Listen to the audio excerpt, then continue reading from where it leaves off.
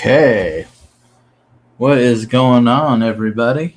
Welcome, welcome, welcome. If you're new here to this live Q&A, it's live. We are live. This is a live broadcast. Hope y'all are doing well. I just got back from a little vacation in Montana, actually.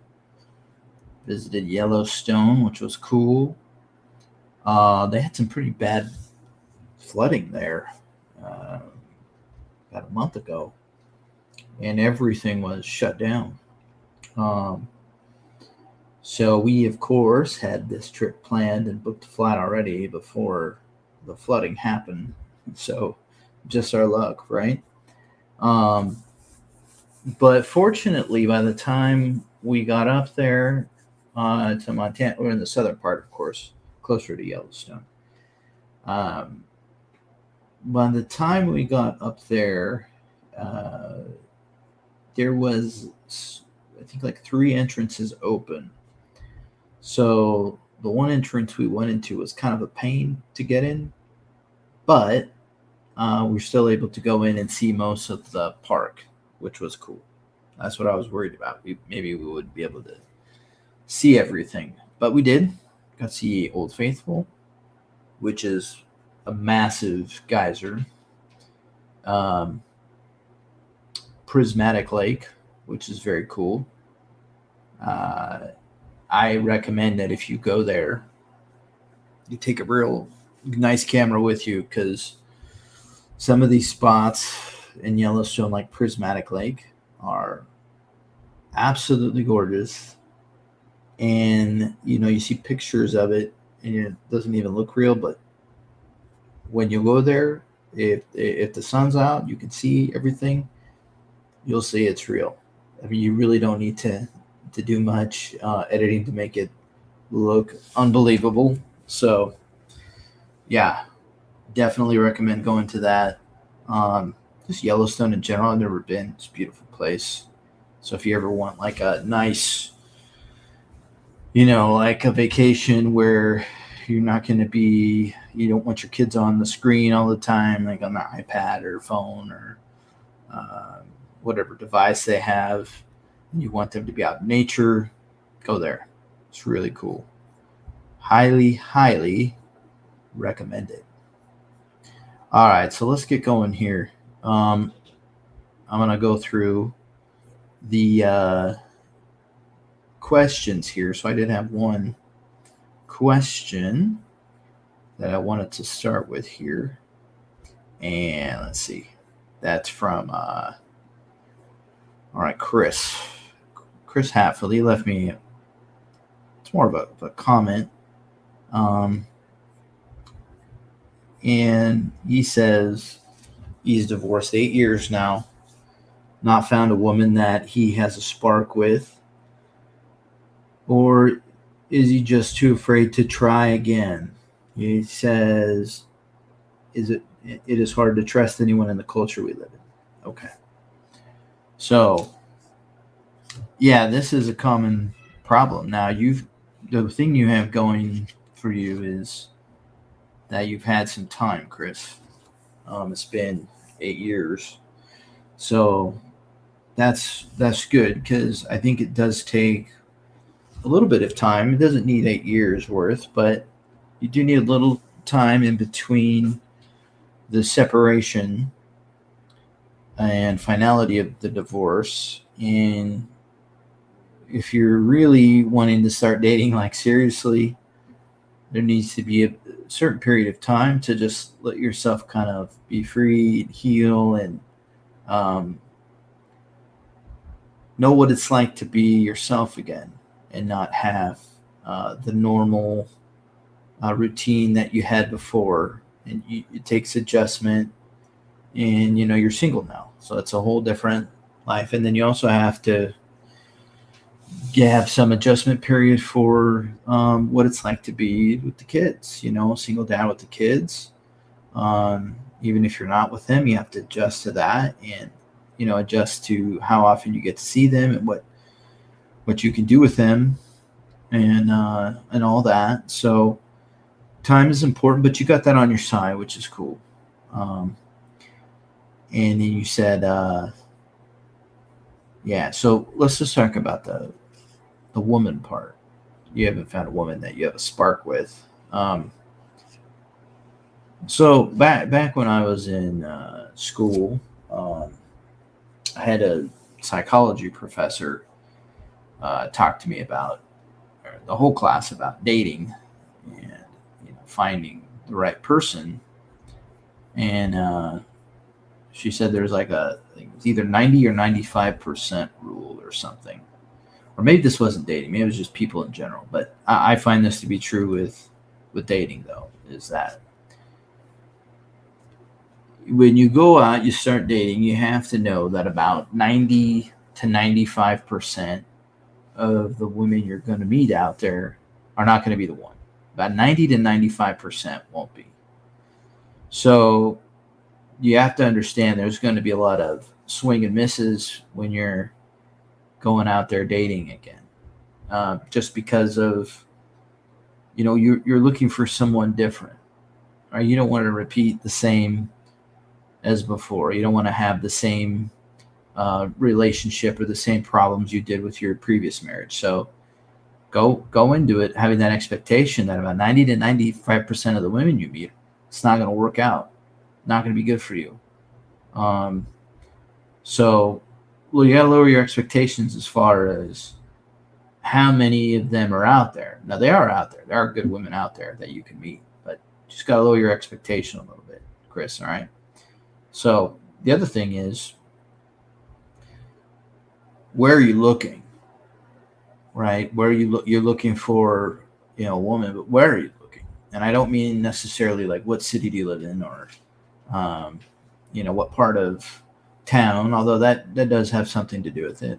I mean more like, are you going to bars looking for someone to date? Are you, going to clubs? Where are you going looking for a good woman, right?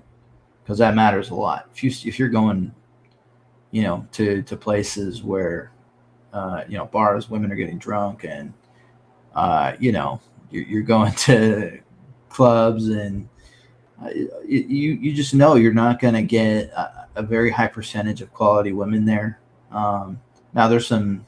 I'm not saying all bars are like that, but you just have to kind of use your brain here and see, like, well, what are the quality of people that I'm going to meet at these places, right? The other thing too is, if you're doing like online dating, like, it takes more time to develop any kind of trust or getting to know someone on those, because you're doing it over the internet. So even if you're doing video and it's not the same.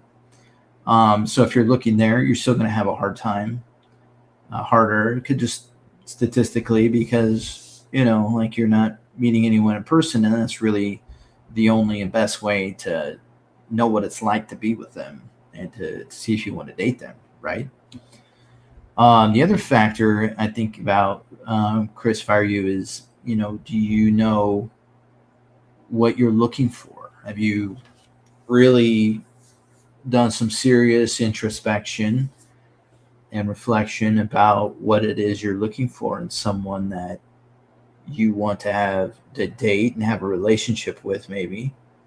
Because I think a lot of times we don't know, and we're just kind of like, well, we'll see when we get there. But then we're kind of just reacting to situations, and that's where we get ourselves into trouble, because we might meet a beautiful woman, and if we don't know what it is we want in the relationship, then we start getting attached to her because she's beautiful and she's not, a terrible person, and it looks like she's got her life together, and all that stuff.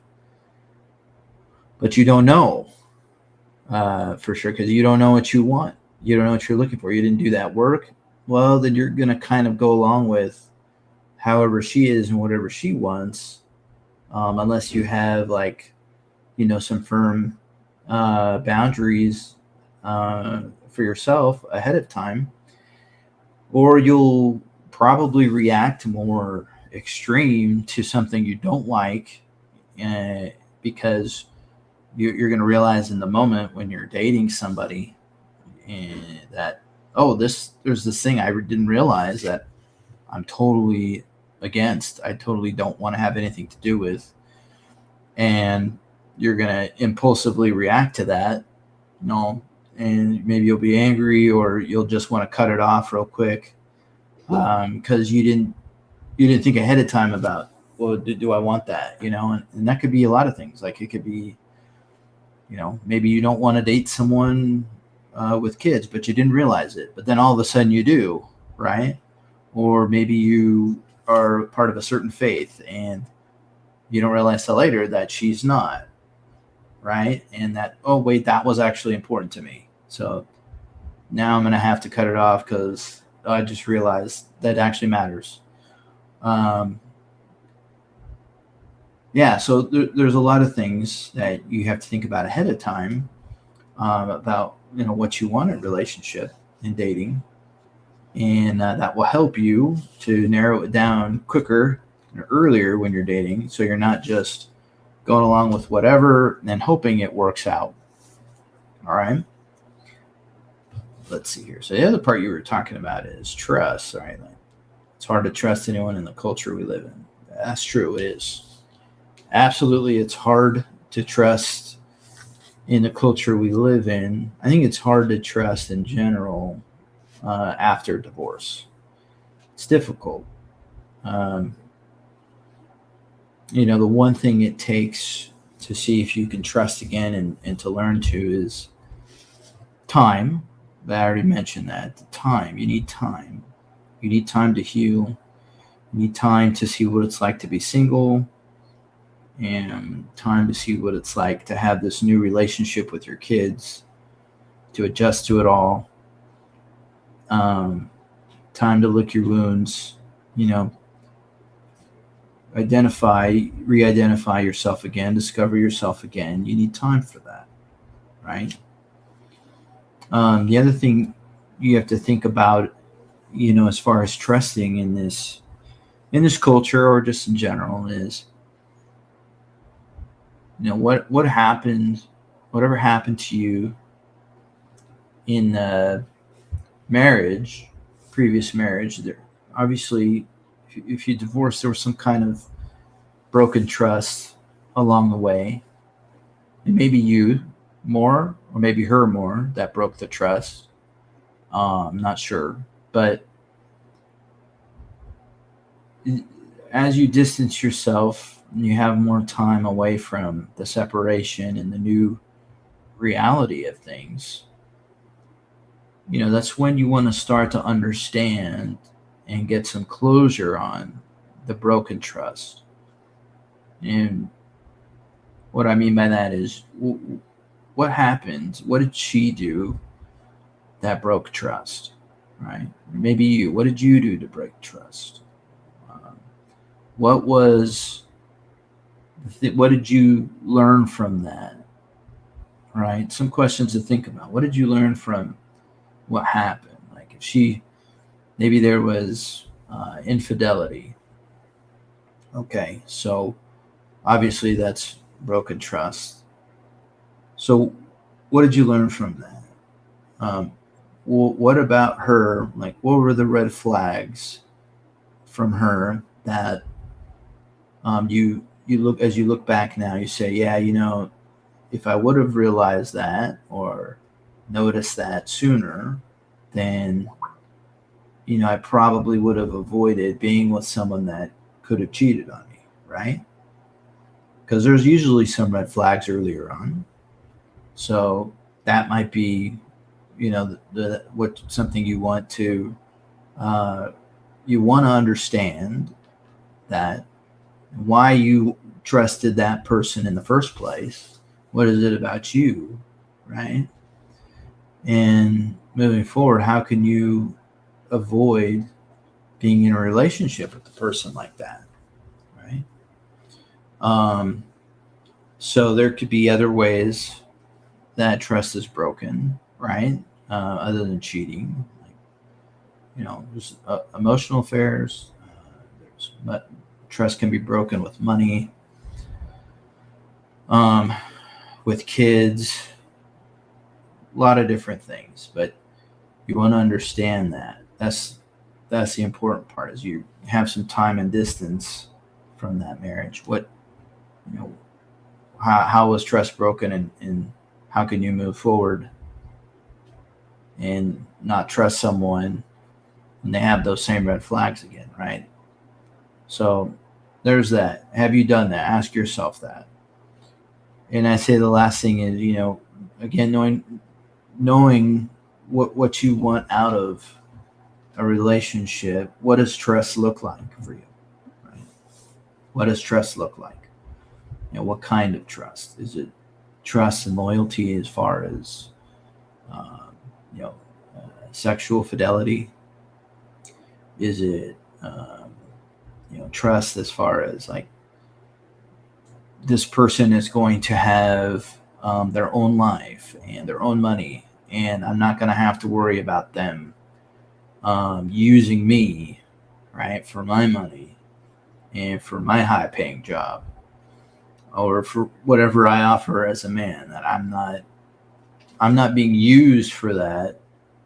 It's part of what I offer in the relationship, but I'm not being used for that, right? So what do you want? What does that trust look like for you now? What kind of trust are you looking for in someone? And again, I just based on your comment, I don't know too much about why you can't trust or what it was that broke your trust. And maybe you were part of it too. So that's another thing to think about. Okay. So hopefully that helps with that. I see we have one other person here. Let's see what's going on. Is there any, do you want to, who is this here? Let's see. Dad life after divorce. Yes. Okay. Let's see here.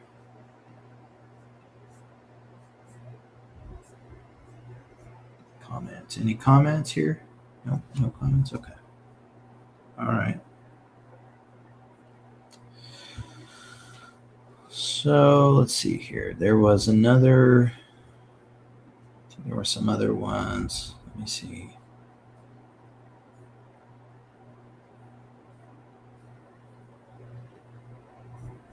No, that's not it. Let's see here.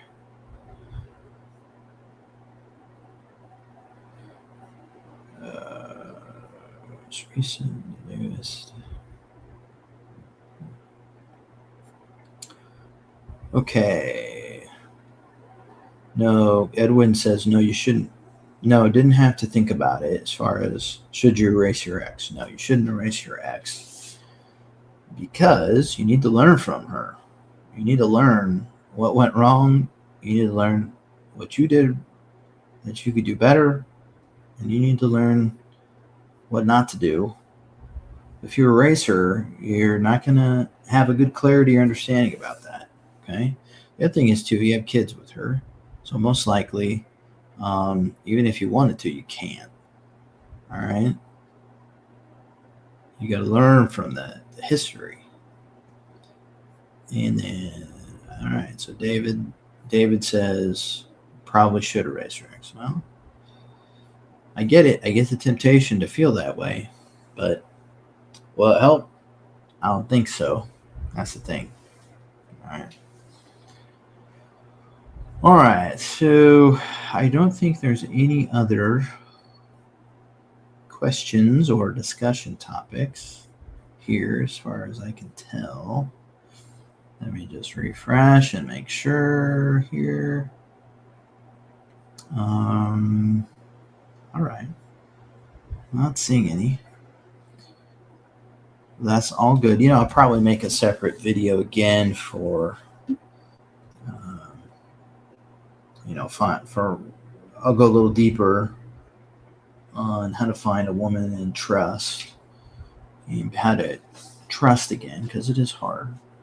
A lot of it has to do with us, though, and the work we have to do. And hey, here's the thing: if you're in a place, you're in a mindset where you want to erase your ex, you hate her, you hate all women, you're not ready. Okay, you're not ready to go date. All right, because every woman is flawed in some way. Right? So what you need to do is not erase them all, but you need to know, like, what is a flaw I can live with, right? What kind of flaws do they have I can live with? Okay? Not how do I erase them, screw them all, blow them all to hell, or whatever. Because I hear a lot of that, but that's not helpful. You're not going to find a relationship like that. But you can't just jump in, being too trusting either. So it's a balance. Anyways, I'll do some videos to go deeper on that. But hopefully that helped, y'all. Hopefully y'all having a good summer. Again, I probably do this next Tuesday, same time, live Q&A. So if you want to be on it with me, you can. I'll provide a link. You guys just jump on. We can talk video over video, or you can just leave a question or comment, topic of discussion you want to go through. That works too. That's all good. You can do that and just talk about it. Just me. I'm all right with that. Anyways, so that's that. Check out BrandonWetzler.com. That's my website. And also got a 5-week program, Being Happy Alone for Divorced Dads. And the information's on my website there. And yeah, so go to that. I'll put that in the comments. Why not? I'll put it in the comments. But yeah, so if you're interested in that, it's a mix of live coaching sessions with me and videos I've made on basically how to be happy again after divorce has happened and you're rebuilding your life and want to be a best dad you can, best man you can, best friend, coworker, family you can, family man you can be, now that you're going into a whole new life journey. All right. Anyways, enough talking. See y'all later. Love y'all. Be good to yourselves. Take care.